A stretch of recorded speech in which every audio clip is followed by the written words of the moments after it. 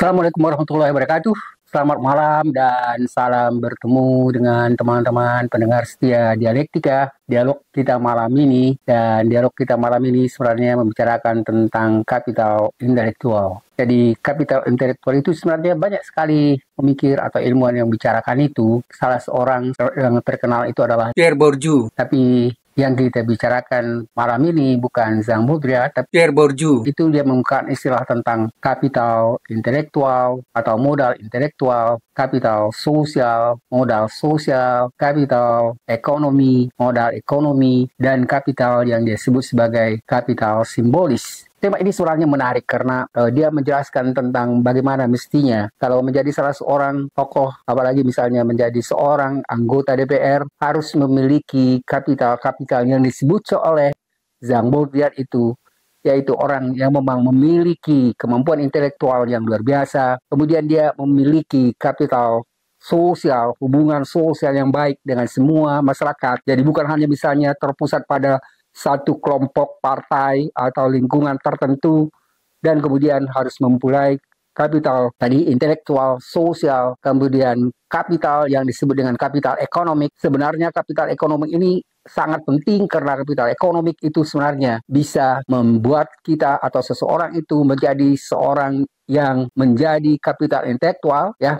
Jadi baiknya tadi saya kemukakan misalnya awalnya itu adalah kapital ekonomi, karena keluarga ekonomi yang kuat, yang tinggi, bisa menjadikan anak-anaknya, keluarganya menjadi belajar di perguruan tinggi yang terbaik, malah ke luar negeri, dan itu nanti menimbulkan dia menjadi memiliki kapital sosial, lingkungan yang juga berkaitan dengan masyarakat yang terdidik, yang berpendidikan, dan kemudian yang berikutnya ada yang disebut dengan kapital simbolik. Jadi kalau seseorang itu memiliki kapital ekonomi, memiliki kapital sosial yang baik, kemudian memiliki kapital intelektual, maka akhirnya akan menghasilkan apa yang disebut dengan kapital simbolik.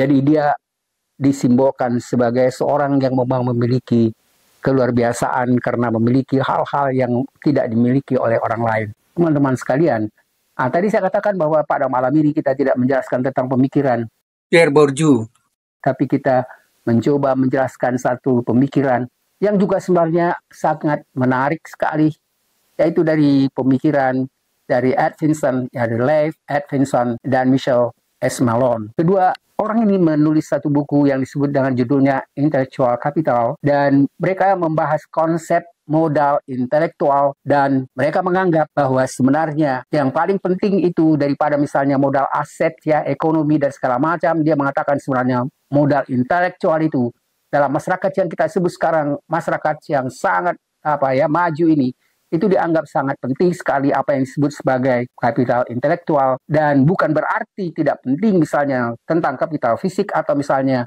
masalah organisasi, tetapi dianggap justru sebenarnya modal kapital itu akan lebih tinggi dan lebih mendukung kemajuan daripada misalnya modal-modal atau kapital fisik. Jadi pokok utama dari pemikiran Malone dan tadi adalah yang pertama, dia bukakan istilah pentingnya modal intelektual, ya teman-teman sekalian. Kalau misalnya tadi kita katakan misalnya dari Pierre Bourdieu yang bukakan misalnya beberapa modal atau kapital yang perlukan, maka di sini misalnya Atkinson dan Malone mengungkapkan pentingnya modal intelektual, dan mereka mengatakan bahwa modal intelektual itu adalah sebagai sebenarnya suatu modal bagi kita, atau tergantung bagaimana misalnya kalau modal intelektual dan kemudian kita misalnya mempunyai modal fisik atau kapital intelektual, itu lebih memungkinkan seseorang untuk bisa memiliki modal yang lain, misalnya modal katakanlah misalnya fisik, ya, pekerjaan yang baik, misalnya berada di posisi yang baik di dalam satu perusahaan,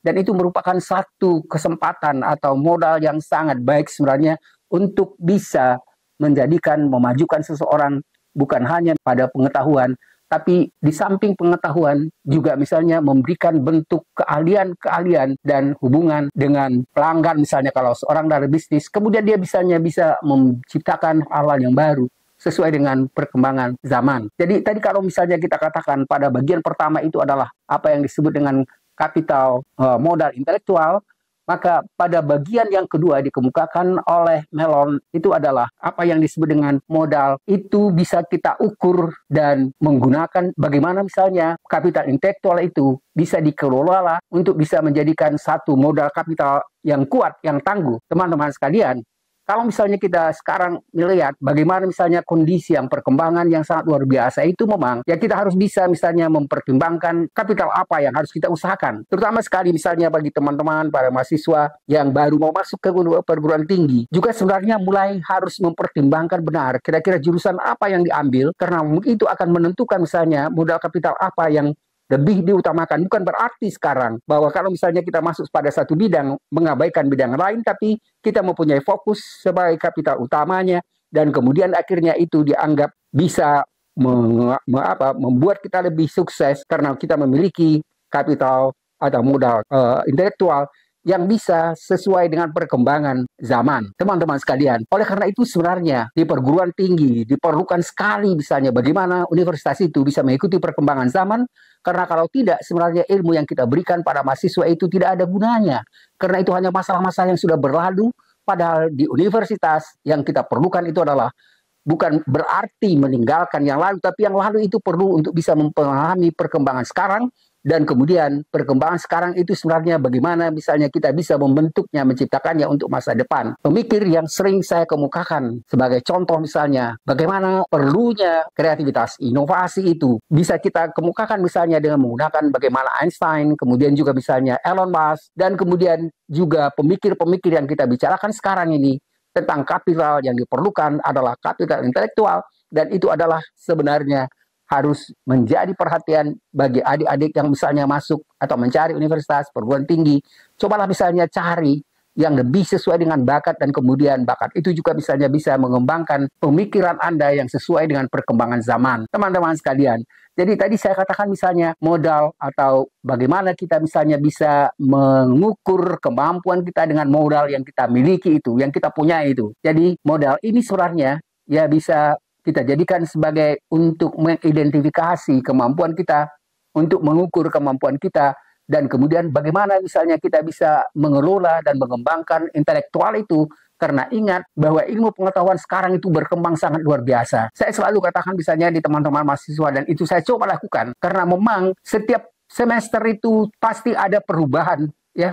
Dalam materi yang sudah diberikan, ada pasti perkembangan, ada nanti contoh yang berbeda. Jadi teman-teman sekalian, saya pikir memang untuk memberikan atau mengajar, memberikan kuliah di perguruan tinggi, apalagi misalnya setingkat Universitas Indonesia atau misalnya ITB atau misalnya UGM atau perguruan tinggi terkemuka itu memerlukan gerak cepat dari para dosen untuk bisa mengikuti perkembangan ilmu pengetahuan itu. Kalau tidak sebenarnya kita tidak membantu mahasiswa untuk memahami masalah, apalagi untuk mengatasi masalah itu. Padahal sebenarnya ilmu pengetahuan tujuannya adalah untuk problem solving atau mengetahui dan bagaimana mengatasi masalah-masalah yang dihadapi. Jadi yang ketiga adalah apa yang kita sebut sebenarnya dengan modal yang berperan penting, ya. Jadi tadi kita katakan misalnya kita bisa melacak kemampuan kita sendiri, mengukur kemampuan kita sendiri, kemudian juga kita misalnya bisa melakukan tukar pikiran dengan ilmuwan atau masyarakat atau teman lain, dan kemudian kita misalnya bisa saling berhubungan dan saling menghargai karena ya ada dialog yang wajar, yang mapan, yang misalnya bisa terjadi antara pemikiran kita, kemampuan intelektual kita dengan teman-teman yang juga mengembangkan pemikirannya. Yang ketiga misalnya di sini dikatakan bahwa mereka mengatakan bahwa peran intelektual itu, kapital intelektual itu sebenarnya berperan sekali untuk bisa melakukan transformasi modal intelektual. Ingat teman-teman, yang dikatakan di sini modal intelektual lebih mengungkapkan tentang kemampuan intelektual kita. Karena kemampuan dan intelektual itulah sebenarnya yang menjadi dasar untuk bisa mendapatkan modal yang sifatnya fisik atau modal yang lain. Teman-teman sekalian, jadi peran transformasi modal kapital itu sangat diperlukan, dan itu berarti bahwa seorang yang ingin mengikuti perkembangan pengetahuan berarti memang tidak selesai berhenti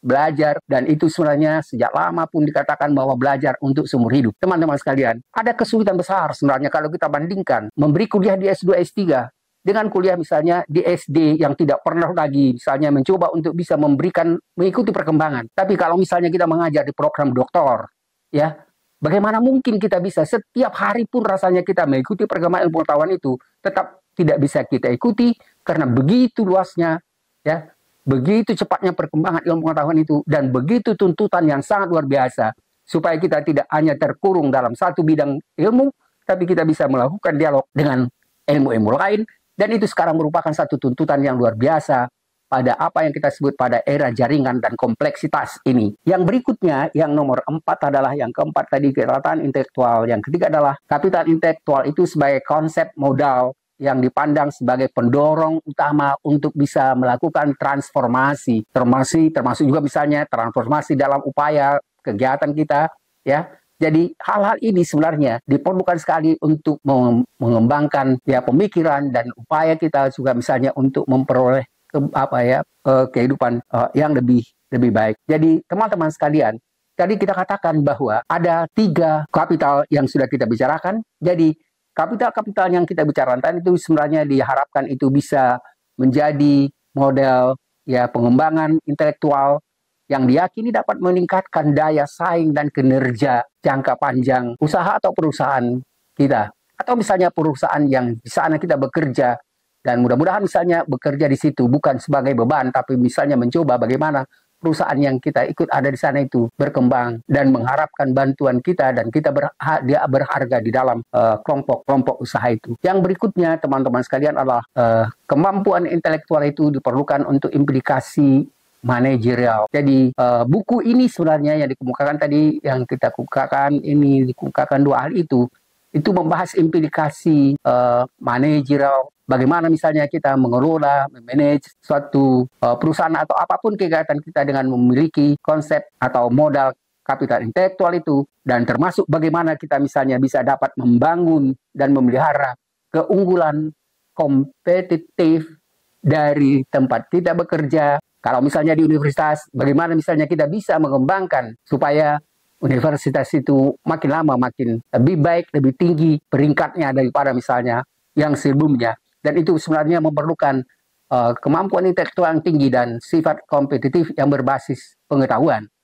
Teman-teman sekalian, dengan demikian sebenarnya kapital intelektual itu dikemukakan oleh Lev dan Malone sebagai kapital yang sangat diperlukan sekarang ini. Itu penting bisa menggeser fokus ya dari kapital yang sifatnya fisik ya ke kapital yang sifatnya intelektual, karena untuk kondisi sekarang dikemukakan oleh Lev dan Malone itu bahwa kapital intelektual itu sangat penting, dan bukan berarti bahwa misalnya kapital yang sifatnya fisik itu tidak penting, tetapi kapital intelektual itu lebih memberikan ruang dan kemungkinan lebih banyak bagi seseorang yang memang memiliki kemampuan intelektual yang tinggi atau luar biasa.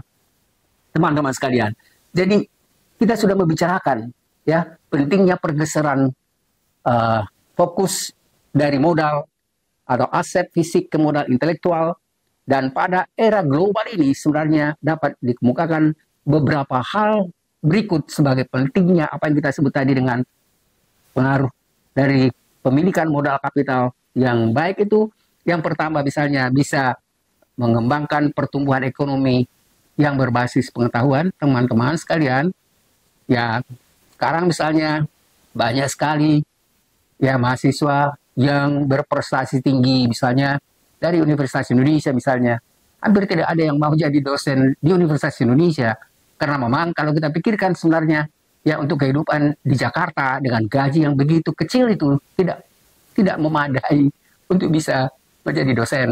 Dan sering sekali misalnya sekarang dosen-dosen itu juga mengatakan jangan berpikir dan berniat untuk menjadi dosen, karena itu hanya mungkin status sosial dianggap yang baik, tetapi untuk kehidupan di Jakarta, kalau kita jujur, sebenarnya itu tidak layak untuk bisa hidup dengan layak di Jakarta ini.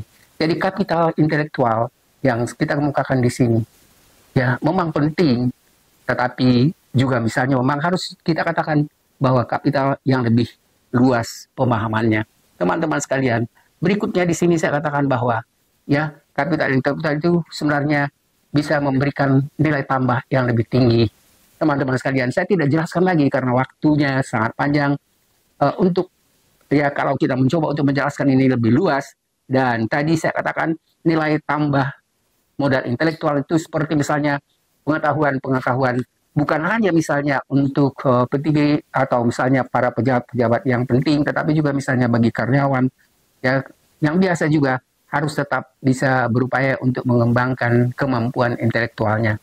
Teman-teman sekalian, yang berikutnya dan ini mudah-mudahan sudah mendekati yang terakhir adalah bagaimana misalnya kemampuan intelektual itu ya harus bisa kita bersifat fleksibilitas dan adaptabilitas. Jadi artinya begini, kalau misalnya kita berada di lingkungan satu perusahaan, ada misalnya satu perguruan tinggi, kita juga harus bisa misalnya secara fleksibilitas itu untuk bisa menyesuaikan diri, bukan berarti mengikuti yang misalnya teman-teman yang memang tidak mau berkembang, tetapi dalam pengertian bahwa di sini misalnya kita harus fleksibel dengan teman-teman, sama-sama bekerja, sama-sama peran, dan adaptabilitas. Tapi dalam hal ini sebenarnya bukan berarti mengikuti apa yang ada, tetapi berupaya misalnya bagaimana misalnya supaya bisa sama-sama berkembang, ya, saling memberikan pengalaman yang baik, dan itu sebenarnya adalah satu hal yang baik untuk lapangan kita bekerja. Jadi bersifat fleksibel dan adaptif dalam perubahan, dan itu yang penting yang perlu ditekankan pada ketika misalnya tadi dikatakan ya kemampuan intelektual itu memerlukan fleksibilitas dan adaptif, itu sebenarnya lebih ditekankan bagaimana misalnya kita bisa adaptif terhadap perkembangan yang luar biasa itu teman-teman sekalian. Jadi modal intelektual ya memungkinkan perusahaan atau tempat kita bekerja untuk lebih cepat menyesuaikan diri dengan perubahan pasar, perubahan teknologi, dan kebutuhan baik misalnya konsumen atau misalnya mahasiswa atau lingkungan tempat kita bekerja. Karena pengetahuan dan kreativitas itu misalnya dapat dengan mudah diubah atau diperbaharui. Dan yang terakhir adalah ya kapital intelektual itu sebenarnya ya memberikan kita kemampuan atau daya saing yang global. Teman-teman sekalian, di sekarang ini misalnya di Indonesia kita memang harus mulai memikirkan daya saing yang sifatnya global, karena sekarang sudah begitu banyak misalnya universitas yang dari luar mencoba misalnya membangun universitas sendiri di Indonesia, dan itu berarti bahwa jangan sampai misalnya atau misalnya ada universitas swasta kita juga yang baik, yang bagus ya, karena mereka memiliki modal yang tinggi, dan kemudian mereka juga misalnya memerlukan atau memilih dosen-dosen yang dianggap bagus untuk bisa menjadi dosen di sana. Dan saya pikir ya bisa-bisa saja perguruan tinggi negeri yang dianggap begitu bagus sekarang ini sebenarnya ya bisa tersaingi oleh perguruan tinggi yang memang mereka memiliki semangat yang luar biasa bagaimana misalnya untuk membangun universitas itu dengan ya memiliki keunggulan di bidang pengetahuan, keterampilan, dan lain-lain. Dan saya pernah mencoba beberapa perguruan tinggi yang bagus menurut saya untuk mengajar di sana. Dan saya sering ya katakan juga pada teman-teman yang mengajar di universitas seperti di Universitas Indonesia, jangan menganggap bahwa kita selalu lebih baik dari perguruan tinggi manapun. Kadang-kadang kita merasa mungkin ya UI itu terbaik dan sepertinya akan tetap yang terbaik, tapi itu sangat tergantung pada kemampuan intelektual, niat baik, dan upaya masing-masing atau semua karyawannya, pegawainya untuk bisa tetap mengikuti perkembangan intelektualitas yang berkembang sangat cepat dan luar biasa. Terima kasih. Diskusi dialektika malam ini hanya sampai di sini. Saya mencoba untuk menjelaskan itu dalam waktu yang memang cukup singkat dan mudah-mudahan ada manfaatnya. Terima kasih. Assalamualaikum warahmatullahi wabarakatuh.